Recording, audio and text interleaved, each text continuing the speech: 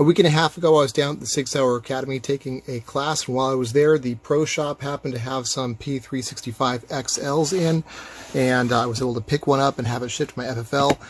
Picked it up about 6 days ago from my FFL, and I'm going to walk you through what it is, what it's been like shooting the thing, and whether or not I think it's going to be reliable.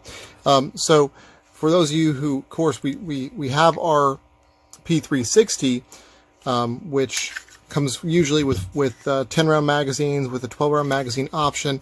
This has been a really good gun for me. This one actually was one I got back in February of 18, so right after it was released, right after the SHOT Show, and this is a model that's in the 7,000s as far as that number goes. To give an idea, I'm assuming they're picking up on the numbering scheme for the serial numbers, and there's just basically one run for numbers between the XL and the 365. This is now in the 470,000 range. So, they've cranked out about 500,000 or so fire control units for these little P365s and P365XLs.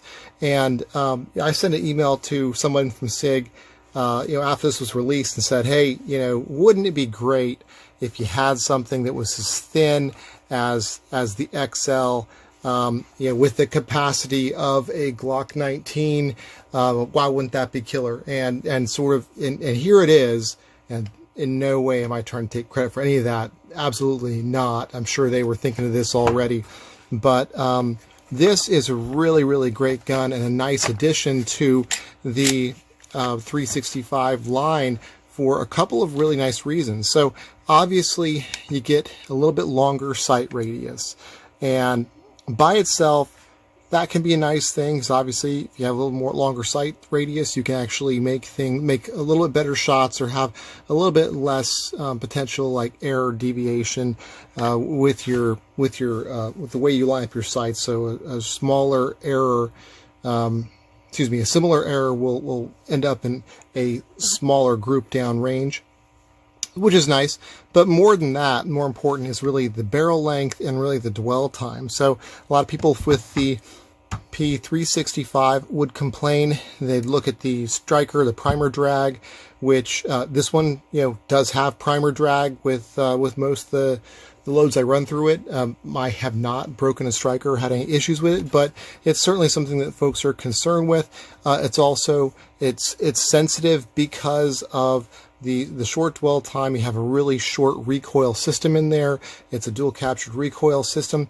SIG has done a good job of balancing the slide weight with the weight of the actual recoil assembly. But that aside, it is going to make it more sensitive to things like load sensitive, limp wrist sensitive, and things like that, because you just have less variability to work with in that slide. So by lengthening the slide out and actually installing what really looks like very much like it's a single captured recoil spring, it looks a whole lot. Gotta take out the magazine first. It looks a whole lot like a full-size P320 recoil spring assembly. So by changing that out, by lengthening the slide, allowing for a more traditional recoil spring assembly, they're really just removing some of the potential issues that you might have with having like a shorter action inside the P365. So while I've got this apart, let me show you really quick. So other than having a little bit different feed ramp and having the full length recoil system, there's not a whole lot that looks different up here in this slide. I will say that it is modular. You probably know that by now. So the fire control unit from the P365XL can mix and match with either the old P365 grip, and you can put the P365 slide onto an XL grip and frame, and all of this works and is cross-compatible just like the P320 line. Looking at this gun, I do see a few differences from my old P365 here as far as the internal fire control unit parts. I don't think that that's due to something different in the XL itself. I think it's probably just due to like generational changes in the P365, just little upgrades and parts they've done. So going from the XL to the old P365, I can see a different shape on the sear release here. This looks like maybe a little more shallow of a ledge. It looks like the spring looks different. This looks like a larger spring for the sear spring here. I can see a little bit of difference as well. I can't remember what I called this part before. It might be part of the trigger bar actually here, but that looks like it has a little bit different shape to it. So, no surprise, SIG has made little tweaks here and there to their designs as they've gone on. They learn lessons. That's kind of the SIG thing, but it's annoying for some. But you know what? It actually at the end results in a much better product for everyone. So it's pretty exciting, really. So walking around the main features of the P365XL, what make it stand out? So I mentioned the barrel length, which is pretty cool, having more of a full length recoil system and a little bit longer dwell time. What that means is that the primer drag that you might see from the P365, you really don't have it in the P365XL, so that's a big deal for some. Also, you have stock from the factory. You have a flat trigger. This is the Gray Guns trigger I put in mine. The Gray Guns trigger, when I compare the two, they actually are very similar. The only difference I would say, in my view, it looks like the Gray Guns trigger is a little bit better finish on the Gray Guns trigger. Gray Guns trigger looks actually slightly wider to me as far as the face of it goes than the SIG flat trigger, but it's a good trigger. It feels okay. The trigger on my old P365 feels a bit better. I haven't put a scale on this, but I certainly can. But it's about the same pull weight, so I'm expecting it to be in that 6 pound or so range.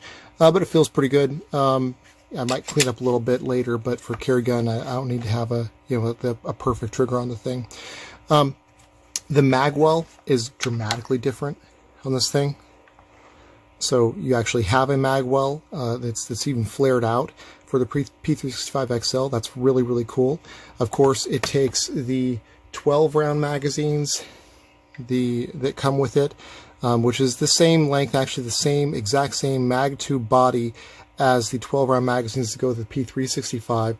As a matter of fact, I've even modified one of my P365 magazines, 12 round magazines, to work in this gun while I've been waiting for additional magazines to become available.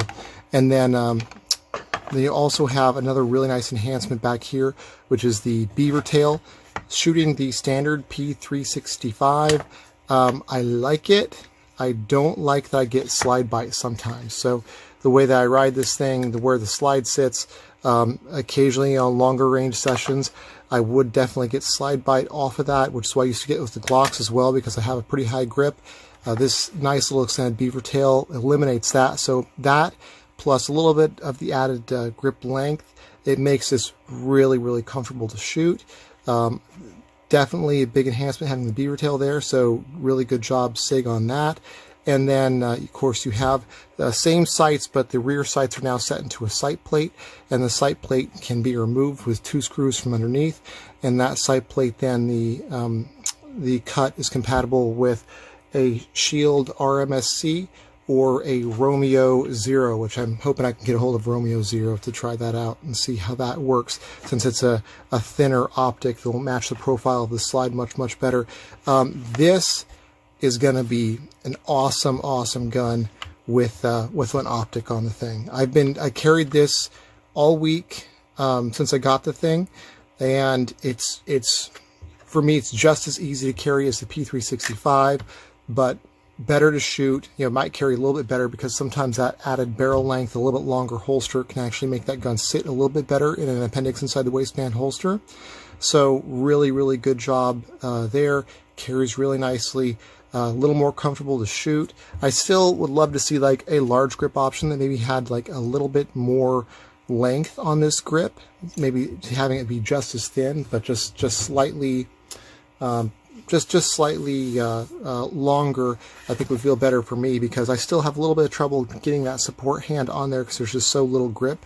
But either way, it shoots really nice. It shoots a little softer and a little better than P365. And where the P365, it's not a gun I would take to the range and actually really want to shoot much. It shot fine, shot better than my P938. But it wasn't really very fun. I think this gun, even though it's a small carry gun, especially with an optic on it, this would actually be a fun gun to shoot that you could take down to the range and actually really enjoy cranking a bunch of rounds through. So that said, some of the videos I've seen for early reviews of this, one more thing before I get into that, obviously the 15 round option's really cool too. And let me see if I have a gun here to compare. Looking at the lengths, I'll grab a gun. So the length on this, obviously huge difference in width for going to it as a compact for a 15 round. And you're really looking at, roughly the same grip length for having 16 rounds in a P365XL versus 16 rounds in something like a compact P320, but that width just makes it way more comfortable to carry. Really nice carrying gun. So I did take this gun to the range. I actually wanted to see if I could make the thing fail, because I'd seen some videos of people having a lot of problems with it. At least saw one video with people having problems with it, and I was betting that I could not replicate those problems that my gun would run. So what happened is I ran 230 or so rounds through it using Federal Syntech, using some G2 self-defense ammo, and then primarily using a lot of my 124 grain production division reloads that just barely make 125 power factor out of my SIG X5, and also some 147 grain bullets that are black bullets. They're also, again, running N320, really light load. They definitely would not make a quote minor power factor out of this gun, but that's what I was running. And I wanted to find out, would it cycle all that, and I did not lube the gun at all. I didn't put any lube on it, didn't clean off any factory grease, I didn't do anything to it, because I wanted to find out, if I really put this thing through its paces with really abusing it, would it still run? Almost is the answer to that question. I think the first thing, and I'll put the video up right after this, of my range time with it, I shot groups with the P365 and then the XL. It was a quick group shot at 7 yards, and I shot a quite a bit tighter group with the XL.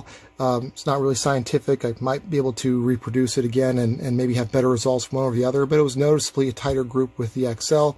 And then I went on to just dumping rounds through, because I only had about 20 minutes until the range closed at the time, and had one round where the empty case got caught in the slide before it closed. So slide didn't clear and go back far enough. And I had a couple of times when I accidentally held down the slide catch, which is something I did on the P365 as well. And then in my very last rounds, I had one that didn't go all the way into battery out of those really soft 147 grain bullets. So of that, having, I think, the second magazine through, having one case didn't eject, and then having one thing go into battery, when I had purposely not lubed this at all, not done anything to this gun at all, I just wanted to see, will it run with my really soft loads, basically doing everything I could to see if it would not run. Having those two minor issues, not worried about it based on that. What I do plan to do is I will actually lube it now and go back and use some of the same light ammo and shoot it for another couple hundred rounds and see if there's any issues whatsoever. But as it was, I was comfortable enough with it that I put some lube on it and loaded the thing up and took it with me for on vacation for the last 6 days or so, because I'm really confident, especially with the heavier factory loads, this thing's going to run. There's no question about it, and just inherently it's going to run better than the P365s, the smaller ones. had run. So I'm really impressed with what I'm seeing so far. I can do an update video after I get some more range time with it to assure that yes, it is running, but so far I think SIG knocked it out of the park. This is a really, really sweet gun, and no question, this will be my new carry gun, the P365 itself. That was so convenient, so easy to carry. It's going to see a lot more time in the safe because now I don't feel like I'm compromising between the little gun that's easy to carry, not quite as great to shoot, and something like the compact P320 that is not quite as easy to carry, pretty easy to carry, and a little bit better to shoot. This is a nice in-between for all those, and this is going to be a sweet, sweet gun, especially as we add the optic.